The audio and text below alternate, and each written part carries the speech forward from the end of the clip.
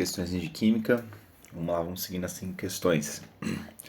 Considere o fluxograma do processo mais comum de obtenção do tungstênio a partir do mineral scheelita, que é o CaWO4, cálcio, tungstênio e 4 moléculas de oxigênio. Então aqui ele mostrou 3 etapas até a partir da scheelita virar o tungstênio. Vamos lá.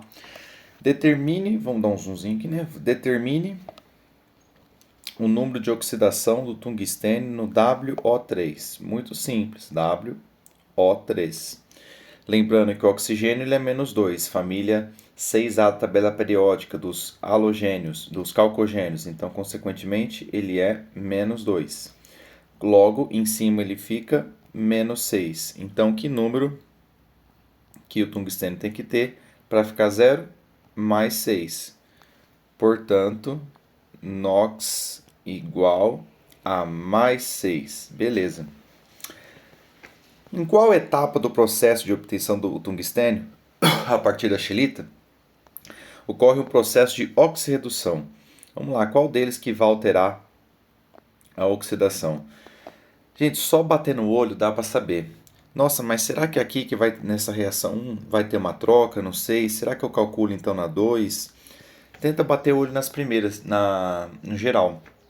Se perceber na etapa 3, o que acontece? A gente está falando que vai ter substância simples. Lembrando que a substância simples tem NOx zero. E como o W aqui ele tem uma variação, então nesses dois tem uma variação. Ocorre na etapa... Qual etapa do processo do tungstênio ocorre o processo? Ocorre na etapa 3. Só para a gente ilustrar, o WO3 a gente sabe que é -2 do W e aquele seria 0. O hidrogênio aqui ele é 0 e aquele é mais 1. Logo, a gente já descobre que aqui é oxirredução, que oxidou o tungstênio, que oxidou o oxigênio e o hidrogênio, beleza? Muito bom. Dando uma sequência. Escreva a reação balanceada que ocorre na reação da etapa 1. Então vamos lá, vamos ver o que tem na etapa 1. Então vamos lá. Primeiro a scheelita. Deixa eu dar um espaço, talvez vai ter que mudar o coeficiente estequiométrico. Mais ele junta com HCl, o ácido clorídrico. E isso a gente vai formar tanto o H2WO4, como também nós vamos formar o CaCl2. Vamos fazer agora a análise. Vamos lá.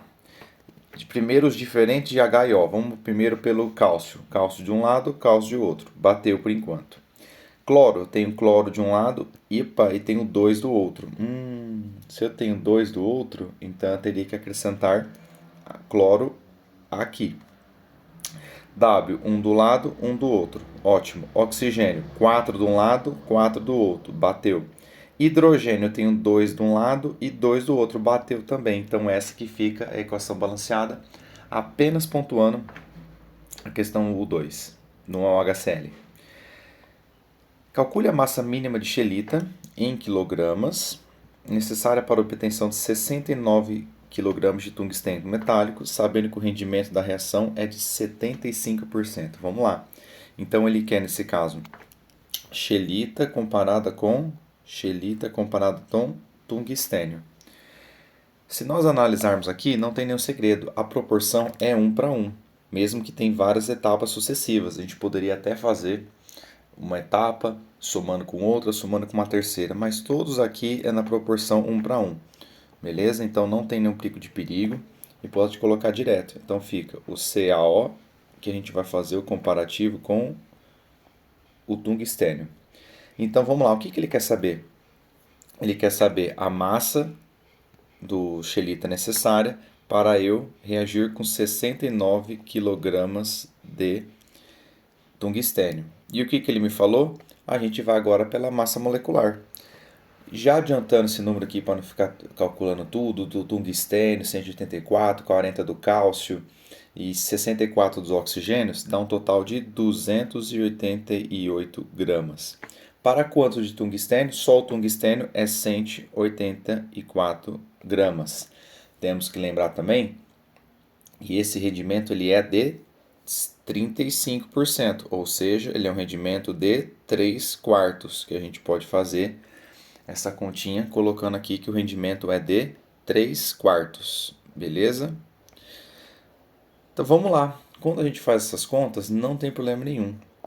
As contas são tranquilas, a gente vai primeiro fazer 184 dividido por 4, depois multiplica por 3. Tenta cancelar primeiro com 288, para depois usar o 69 quando necessário, beleza? Como aqui agora a gente não está preocupado muito com a questão matemática, está preocupado mais com a química da coisa, que é a regrinha de 3, já vou adiantar. A massa necessária é de 144 quilogramas. Lembrando que nesses tipos de prova, mesmo sendo a Unifesp, os números são proporcionais. Tanto é que isso aqui é exatamente o dobro de 69. Por isso que é a proporção. Beleza? Não faça as contas direto. Multiplicar isso em cruz, 288 por 69, para depois dividir por 184. Dá para fazer, vai chegar. Mas, gente, vamos alterar. Faz mais tranquilo. Tenta tirar tudo aquilo que for necessário para facilitar as contas, que fica bem mais tranquilo. Beleza? Essa foi a primeira questãozinha, muito tranquila, balanceamento, NOx, vamos lá. Uma indústria farmacêutica recebeu um lote de carbonato de cálcio, que é o famoso CaCO3, beleza, impuro, CaCO3 impuro, utilizado para insumo na confecção de pasta de dente. Uma amostra de 0,25 gramas desse composto impuro foi colocada no fundo de um frasco, tá aqui, na qual foi adicionada uma solução de ácido clorídrico até que a amostra fosse totalmente consumida. A reação entre o ácido e a amostra produziu 48 ml de dióxido de carbono, 1 atm 300 Kelvin. Será que ele vai usar PVNRT, PVT-Bovotó? A figura mostra o esquema de aparelhagem utilizada, a equação química que representa a reação ocorrida. Então, beleza. Ele está mostrou a reação do carbonato de cálcio. Beleza. Vamos lá. Qual o tipo de ligação intermolecular existente na molécula do dióxido de carbono? Realmente aqui é uma pergunta que deveria ter sido anulada na prova, ou pelo menos aceitar 2 tipos de respostas. Por quê? Quando ele está fazendo ligação química, obrigatoriamente, se ele está falando ligação química, ele está falando de algo intramolecular. Beleza? Nesse caso, a resposta seria ligação covalente, porque a gente está falando de ligação química. Só que olha que interessante, ele falou de ligação química intermolecular. Intermolecular não é ligação. A gente fala que é força intermolecular. A gente fala que é interação intermolecular. A gente não pode falar ligação em si, porque ligação é intermolecular. Então aqui ele equivocou nas palavras, mas o certo que eles colocaram na respostas, previamente lá da Unifesp na época, eles pediram como se fosse força intermolecular. Nesse caso, a resposta é ou é dipolo induzido, também conhecido, pode ser o outro nome, não precisava colocar os dois, forças de London. Se eu tivesse colocado ligação covalente, que é ligação intramolecular, estaria certo? Não. Mas aqui poderia caber um ótimo recurso, porque realmente eles se equivocaram nessa definição. Determina a geometria molecular da molécula de dióxido de carbono. Lembrando, muita gente errou aqui porque fez a ligação. Em nenhum momento ele pediu para você fazer a ligação. Ele apenas está falando para você determinar. E aqui a gente determina colocando geometria linear, clássico do CO2. Mas, professor, e se eu tivesse colocado os dois, tanto a geometria quanto definir ela? Tá certo, não vai te dar mais nota, apenas tá certo, beleza? B. Considerando a constante universal dos gases, 0,08 mol por atm, litro mol por Kelvin, grifado, calcule a quantidade de matéria em mol de CaCO3 na amostra inicial. Vamos lá. Mesmo esquema, qual que é a proporção? Lembrando, se ele está pedindo o constante universal dos gases, mas o CaCO3 ele é um sólido. Só que olha o que ele produz, apenas um único gás. Então a gente pode associar isso com o CO2. Então a gente vai pegar o CaCO3 porque a gente vai calcular do gás CO2. E aqui não tem segredo, né, gente? Aqui vamos lá. PV igual NR T. Ele pediu quantidade em mol, então ele pediu N. Pressão, 1 atm. Volume de 48 litros, ou ml, né? Então é 48 vezes 10 a menos 3, que tem que ser em litros. N, constante universal, 8 vezes 10 a menos 2. Ele foi bonzinho, porque toda vez que a gente vê o 300 kelvins, a gente já pode cortar esse 10 a 2 com esse 30 aqui. Beleza? E olha que interessante, 8 vezes 3 é 24. Dobro de 48. Então aqui sobra 2. Então no total, o N deu de 2,10 a menos 3 mol. Beleza? Isso que ele quis saber. Agora, olha que interessante. Ele quer saber agora, essa foi a primeira parte da B. Agora ele quer saber, calcule a massa de impurezas presente na amostra inicial. Então vamos calcular, na verdade, quantas gramas eu tenho de carbonato de cálcio que tem aqui impuro. Se 1 mol do carbonato de cálcio, vendo na tabela periódica, analisando lá, é 100 gramas, depois que você calcula a amostra molar, quantas gramas eu tenho se na verdade eu reagir 2 vezes 10 a menos 3? Aqui a gente vai multiplicando por 2, dá 2 vezes 10 a menos 1, que é a mesma coisa que 0,2 gramas. Então 0,2 gramas é o que eu tenho de carbonato de cálcio. Só que aqui na reação, o que aconteceu? Eu tenho 0,25. Então o que acontece? O total ele é de 0,25.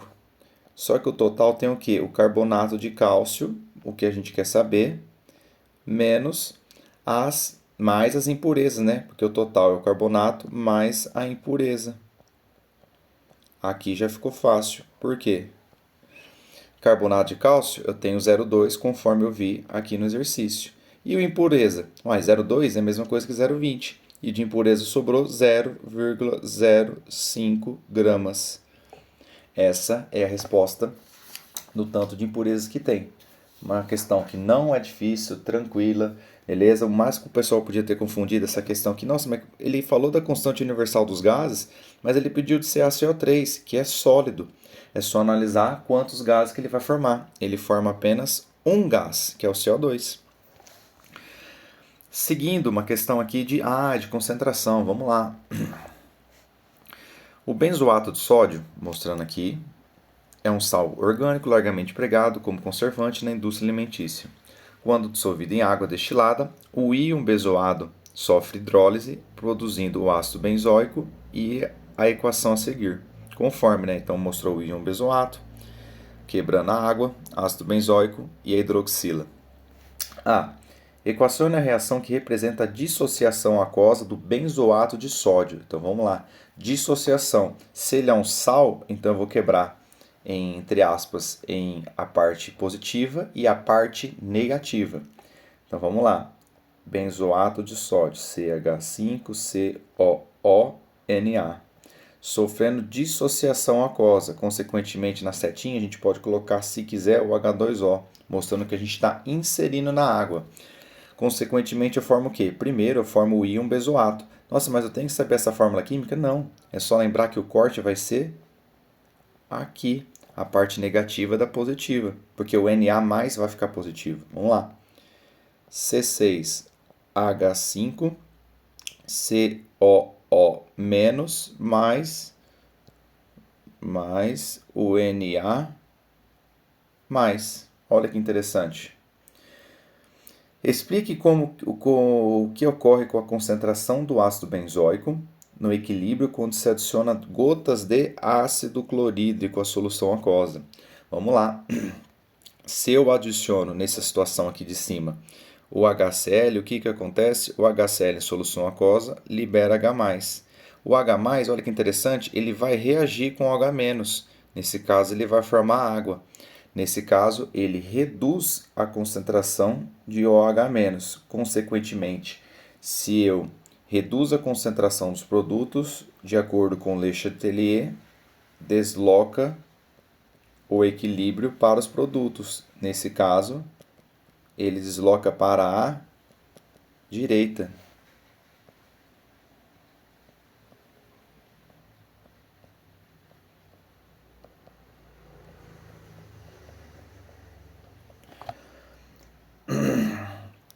Muito bom. B. Considerando a constante universal da hidrólise, o KH, do íon benzoato, então a constante de hidrólise do íon benzoato é 2 vezes 10 a menos 10. Considerando o produto iônico da água 10 a 14, padrão, calcule o pH. Então a gente tem que achar a concentração. pH da solução aquosa de benzoato de sódio de concentração 0,5 mols por litro. Então vamos lá. E aqui que a gente vai fazer, então a questão do benzoato, tudo, a questão do OH, do íon. Então vamos lá. Benzoato de sódio, uma solução aquosa de benzoato de sódio de concentração meio mol por litro. Então vamos lá. Nesse caso aqui, a gente vai ter que achar o K. Nesse K aqui a gente precisa colocar Ka, K alguma coisa, tudo é constante. Lembrando, se a gente está falando que é constante, obrigatoriamente a gente tem que falar que é ponte sobre rio, que primeiro a gente coloca a concentração dos produtos acima para depois a gente colocar a concentração dos reagentes. É assim que a gente tem que primeiro fazer o cálculo. Vamos lá, quem que a gente vai pegar primeiro? A reaçãozinha aqui de cima, beleza? A reaçãozinha aqui de cima. Por quê? Se ele está falando da solução aquosa do benzoato de sódio, o benzoato de sódio ele vai formar o íon benzoato. E o íon benzoato que vai fazer essa reação aqui. Então, essa reação de cima que nós vamos utilizar. Então, vamos lá. Eu tenho que pegar primeiro, vou fazer o risco aqui. Eu tenho que pegar primeiro a concentração dos produtos. Quem ele formou como produto? Olha em cima, ácido benzoico. Então, ele vem aqui, coloca o ácido benzoico, vou abreviar benze assim, vezes o OH menos. E embaixo o do íon benzoato. Beleza? Agora é só trocar os valores. O K que ele falou no exercício, 2 vezes 10 a menos 10. Quem mais eu sei? Putz, ele falou que aqui é 0,5 mol por litro do benzoato de sódio. Lembrando que o benzoato de sódio ele forma o íon benzoato. Então, o íon benzoato é de 0,5 mols. Mas agora complicou, porque eu não sei do ácido benzoico e eu também não sei da hidroxila. Se você não sabe, coloca X, que é a mesma concentração, então. Agora é só seguir a conta. X ao quadrado é igual a 2 vezes 10 a menos 10 vezes meio. Logo, agora vamos inverter as cores padrão. X ao quadrado é igual, corta e corta, 1 vezes 10 a menos 10. Logo, meu x é a raiz de 10 a menos 10, que dá um total de 10 a menos 5 mol por litro. Então, eu tenho tanto 10 a menos 5 mol por litro do ácido benzoico e da hidroxila. Opa, ele não pediu o pH? Então, vamos lá. Se 10 a menos 5 é a concentração da oxila, o pOH, obrigatoriamente dele é 5. Então, nesse caso, se o pOH é 5, a gente pode falar que o pH é o tanto que falta para chegar na 14. Então, é 9. Essa é a resposta. Questãozinha super tranquila. O mais difícil assim é de lembrar. Se ele falou da solução aquosa do benzoato de sódio, lembra que o benzoato de sódio ele produz um íon benzoato. E a gente utiliza essa questão. Por que a gente usa no de cima? Porque a de cima não tem concentração de OH ou de H+, porque ele pediu o pH. Beleza? Importante questãozinha também, muito boa. Vamos lá, seguindo.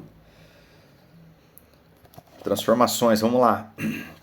O enxofre 35, radioisótopo meia-vida de 87 dias, é utilizado em diversas áreas, com destaque para a medicina nuclear, na terapia de tumores cartilaginosos malignos.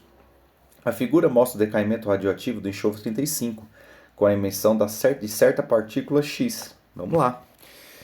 Deu o nome da partícula X no decaimento radioativo representado na figura. Então, ele foi de enxofre para o Cl. Então, vamos lá. Então, ele foi do enxofre 35. Lembrando que todo o enxofre na tabela periódica ele é 16. E ele vai fazer o decaimento radioativo, que ele vai formar o Cl35. Olhando na tabela periódica, o Cl ele é sempre 17 de número de prótons, o número atômico, mais a partícula. Uai, que partícula que é essa, igual ele falou? Uai, se a massa eu não mexo, não é partícula alfa. Partícula gama também não é, porque ela é zero zero. A única que você reduz o número do número atômico é a partícula beta, que é menos 1, 0. Deu o nome da partícula X emitida. Portanto, partícula beta. Então você demonstrou tanto nessa questão da equação como não. A equação não precisava escrever, que ele pediu só o nome da partícula, mas aqui só para ilustrar. Equacione a reação que representa o decaimento radioativo. Ah, ele já pediu na próxima, né, gente? Então já escrevemos as duas aqui. Mas, professor, eu coloquei primeira e segunda parte da resposta e na segunda parte eu coloquei a primeira parte. Não tem problema, colocou tudo isso aqui já está certo. Beleza? Ótimo, ótima questão. Vamos lá. B. Qual é o nome da semelhança existente entre o átomos do reagente do produto e o produto o átomos do reagente do produto da reação do decaimento? Ah, o nome da semelhança. Então ele quer saber qual que é a semelhança entre os números daqui e os números daqui. Eles possuem a mesma massa. E se a gente tem a mesma massa, são chamados de isóbaros. Lembrando que isóbaros possuem a mesma massa. Tudo que é iso significa igual, beleza? Então eles são isóbaros. Se eles fossem isópotos, se ele falasse que era isótopos, seria o mesmo número de P de prótons. Se ele falasse que é isótonos, seria o mesmo número de nêutrons, beleza? Isoelétrons, mesmo número de elétrons. Nesse caso, eles são isóbaros.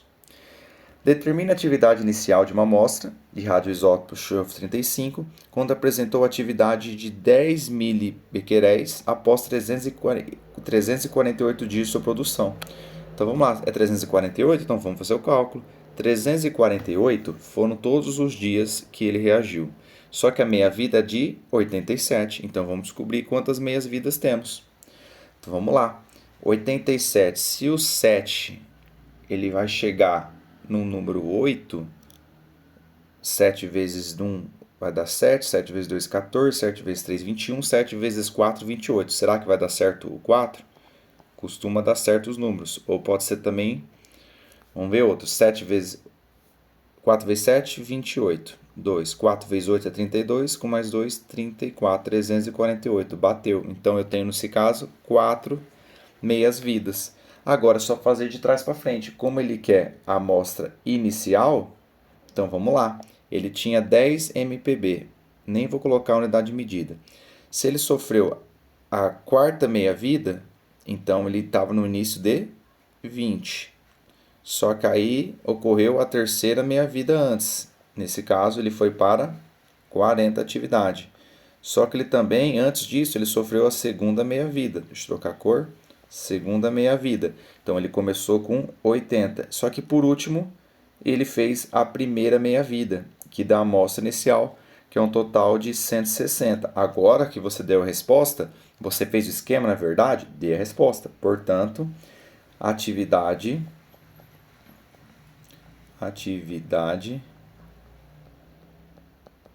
inicial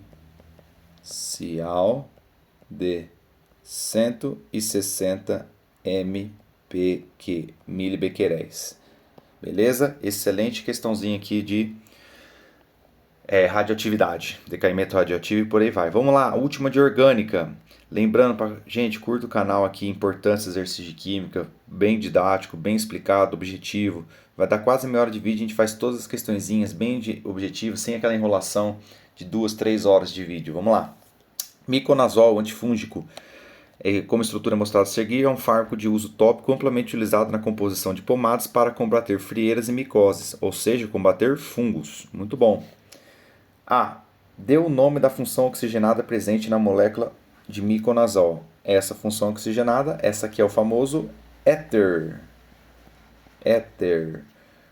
Carbono, oxigênio e carbono. Sem dupla, sem nada, éter. Muito bom.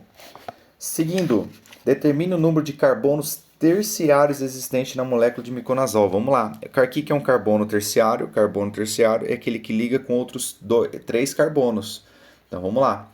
Esse aqui liga com 2. Vamos dar um zoom, né, para ficar melhor. Vamos lá. Esse aqui liga com 2, que seria esse e esse. Não dá certo. Então esse aqui também não dá. Opa, e esse aqui? Carbono terciário. Liga com 1, 2, 3. Muito bom. Esse aqui, não. Liga com um em cima do lado. Opa, esse aqui também. 1, opa, 2, 3. 3 carbonos terciários. Então, nesse caso, outro aqui, nenhum, mais nenhum. Só tem 2 carbonos terciários. Então, vamos lá. Voltando um pouquinho o zoom para a gente ver a questão. Vou apagar aqui.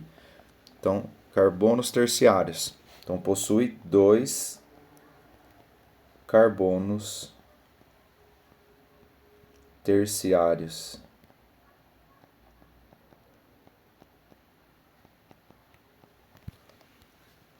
B.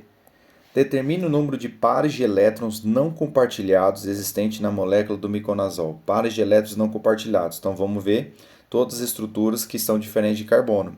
Vamos lá. Primeiro, Cl tem 7 prótons, então tem 7 elétrons na camada de valência, então ele já ligou 1, falta 6. 1, 2, 3, 4, 5, 6. Todo carbono, todo cloro, 1, 2, 3, 4, 5, 6. 1, 2, 3, 4, 5, 6. 1, 2, 3, 4, 5, 6. Oxigênio faz 6 ligações, 6 prótons, então ele faz 1, 2, sobrou 2 pares de elétrons. 1, 2, 3, 4. Nitrogênio faz 5. Aqui ele já ligou 3. Então falta um parzinho. 1, 2, 1, 2. Opa! Deixa eu ver, tá certo. 3 ligações, tá certíssimo. Tudo beleza. Quantos temos no total? 3, 6, 9, 12, 14, 15 e 16. Então temos 16 pares de elétrons não compartilhados. Tirando o zoom. Então vamos lá, de acordo com o que a gente fez aqui, 16 pares de elétrons não compartilhados. Seguindo, na figura existente no campo de eleição e resposta, aqui embaixo, assinale o carbono assimétrico existente na molécula de miconazol. Se a gente está falando do carbono assimétrico, a gente está falando aquele que tem 4 ligantes diferentes. 4 ligantes diferentes, também chamado de carbono quiral, que representa a isomeria espacial óptica. Toda a definiçãozinha. Então, vim aqui no campo de eleição e resposta. Onde está esse carbono que faz 4 ligações diferentes? Vamos ver. Ele não pode ter dupla, né? Então aqui não seria, porque tem dupla. Aqui também não, porque por mais que ele liga com esse do lado e esse aqui, ele liga com outros 2 hidrogênios. Também não dá certo. Então vamos ver outro. Deixa eu apagar aqui o parzinho. Outro carbono, seria esse aqui, tem dupla. Opa, o do lado. Esse aqui é o carbono assimétrico. Carbono assimétrico. Por quê? Quantas ligações ele faz? Ele faz uma ligação com tudo isso aqui. Ele faz uma segunda ligação com tudo isso aqui. Ele faz uma terceira ligação com tudo isso aqui. E a quarta ele não mostrou. Se ele não mostrou, é um hidrogêniozinho que está aqui. Beleza? Esse aqui é o carbono assimétrico. Não precisa fazer tudo isso que eu fiz em laranja. Era só fazer isso aqui que já está certo, beleza? Não precisava nem colocar esse carbono com o asterisco do lado. Só coloquei para enfatizar. Então é isso, gente. Meia hora de vídeo, as questõezinhas de química. Próximo vídeo falaremos de física. Lembrando de curtir o vídeo, curta o canal. Não é fácil fazer esses vídeos aqui, pelo menos a gente dá um engajamento maior. Beleza?